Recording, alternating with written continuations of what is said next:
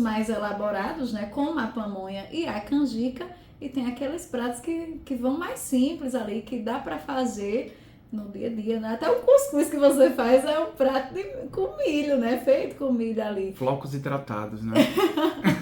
Mas diga aí, professor. Hoje eu trouxe, inclusive, para passar para o pessoal, para os ouvintes, uma receita de empadão de milho, né? Daqui a pouquinho eu vou estar passando, porque é uma opção diferente. Nessa versão não vai proteína, não vai carne, e aí é uma opção também para quem não faz o consumo, mas também não perde em sabor.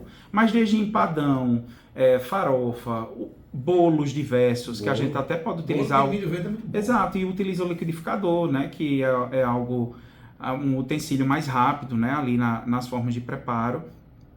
A própria versão do mungunzá, que a gente conhece mais a doce, podem ser feitas outras versões, o próprio mungunzá sertanejo, que vão proteínas, né, um mungunzá salgado, que a gente não vê tanto, mas para além dele salgado, o sal dá para acrescentar também proteínas, temperos diversos e trazer ali, agregar, né, no seu arraial um caldinho, alguma coisa diferente, e utilizando um ingrediente que é acessível, né? Muito acessível também. Entre outros preparos, a própria dobradinha, preparo com o próprio munguzá e grãos de feijão também, junto com proteínas. Então tem uma diversidade, uma riqueza muito grande na hora de preparar esses alimentos à base de milho. E quando a gente fala de cozinha, tem que ser criativo na cozinha e sair inventando, né, professor? Exatamente. Né? A gente ali, por exemplo, lá no ambiente de cozinha de curso, né? De escola, a gente vê muito diversos tipos de aulas, a gente às vezes acaba tendo que fazer porcionamento, congelamento, e quando chega essa época junina, tudo vai virando caldo, né? Tudo vai virando ali, a gente vai fazendo esse aproveitamento, esse manejo, porque não tem como separar também hoje algo da gastronomia que é a sustentabilidade, né? No nosso dia a dia. E o próprio milho é um alimento muito sustentável, porque utiliza desde o grão, o próprio sabugo, né, para alimentação também de animais.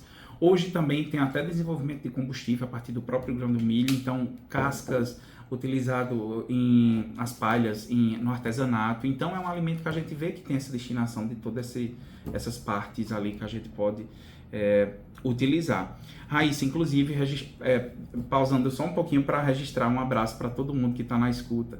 Vocês falando aí sobre a questão da Caturité, né, dessa presença forte na nossa cidade, mas também estado como um todo.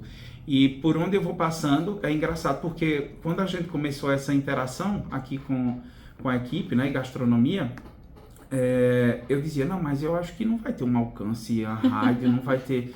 E você chega nos locais e a pessoa diz, eu escuto você na Caturité. Eu digo, meu Deus, mas como é que ela associa que sou eu? Então tem de fato me surpreendeu de fato essa presença, e ressaltando e parabenizando também o trabalho da equipe. E professor Júlio, para os ouvintes do Jornal da Manhã, professor Júlio sempre participa aqui da Caturité no programa Conexão Caturité, que segue com Angélica e Mônica à frente. O professor Júlio está desde o início do programa, né, nessa programação, e toda terça também traz dicas lá na cozinha. O nome do quadro é Na Cozinha, então ele traz dicas da cozinha dele para a sua cozinha, são dicas práticas também para o dia a dia.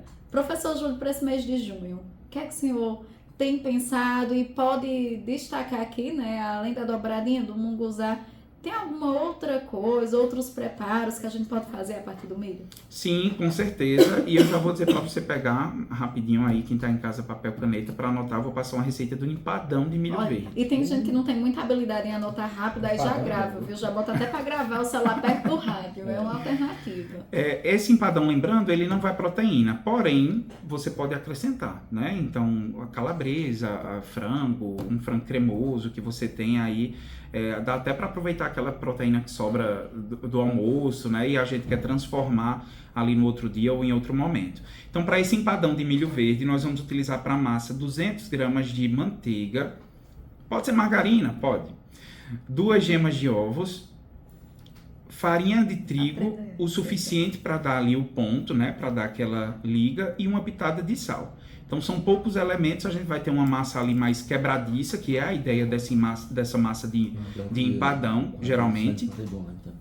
E para o recheio vamos utilizar uma lata de milho verde, ou se você tiver o milho também in natura e tira ali, corta ele da espiga, já pode ser utilizado também para esse recheio, aproximadamente 200 gramas. 2 colheres de sopa de manteiga, 3 colheres de farinha de trigo, 1 xícara de chá de farinha de leite, leite líquido, né, integral, 1 xícara de queijo, pode ser o parmesão ralado ou outro, e uma gema para pincelar. Basicamente, essa base de recheio vai ser um creme de milho, um creme que vai ficar mais espesso, ele vai ali ao fogo, né, para espessar, e aí a gente espera ele esfriar um pouco para que a gente coloque ali na nossa massa já disposta na forma, né? A massa de empadão a gente espalha ela, nivela direitinho, entra com esse recheio, é importante entrar frio, porque ele já vai estar até com uma textura melhor, e aí nesse momento a gente fecha nosso empadão e leva ali ao forno por 30 minutos, forno 180 graus, e aí já vai estar aquele cheiro na cozinha. E se você quiser uma opção com proteína, nesse momento ali por cima você coloca uma calabresa, um frango desfiado, uma carne de sol também, que nesse contraste com o queijo vai dar super certo. E vamos ter uma opção diferente, né, do bolo, do caldo. Pra não gosta de pamonha, de canjica, do bolo. Vai ser um preparo mais Nutella, mas vai ser um preparo que vai ter aí, carregar a tradição também do nosso milho durante as festividades juninas. E outra coisa que eu conclamo é que vamos para a cozinha também testar, vale a pena. Minha mãe, todo ano ela inventa Dona Fátima lá, de me colocar para fazer uma canjica. Eu fico uns 2 dias com o ombro meio... Porque não é uma panelinha, é um caldeirão, né? O tacho. É um tacho. Mas aí vale muito a pena, é recompensador, né? A gente vê o resultado, o produto de qualidade também ali, e a gente levar para frente essas nossas raízes, né? Que é o que é mais importante. Professor, para quem vai fazer a pamonha e a canjica, assim como o senhor, que vai passar aí uns 2 dias com o braço doendo, tem alguma dica especial que o senhor daria também? Além de muito amor, né, na hora de fazer, é importante, para não ser ali na força do ódio, mas a escolha também, né, essa seleção do produto é muito importante. Faz diferença. Faz diferença, né, um milho ali procurando, dependendo do preparo, um milho mais verdinho, ter esse cuidado também na hora da manipulação, né, como profissional também não poderia deixar de falar, principalmente tanto para quem é de casa como para quem tem negócio, esses cuidados nas técnicas na hora de manipular, higiene e manipulação, é muito importante. Mas no mais, como eu sempre costumo dizer, qualidade no produto resulta um produto com características mais agradáveis e apetitosas, né? Quanto mais a gente faz esse investimento na nossa matéria-prima, mais a gente consegue ali resultados mais bacanas. Temperatura também, ter cuidado, né? O tipo de panela, se a gente pega uma panela com superfície muito fininha, pode ser que queime mais rápido, cria aquele fundo ali antes do tempo.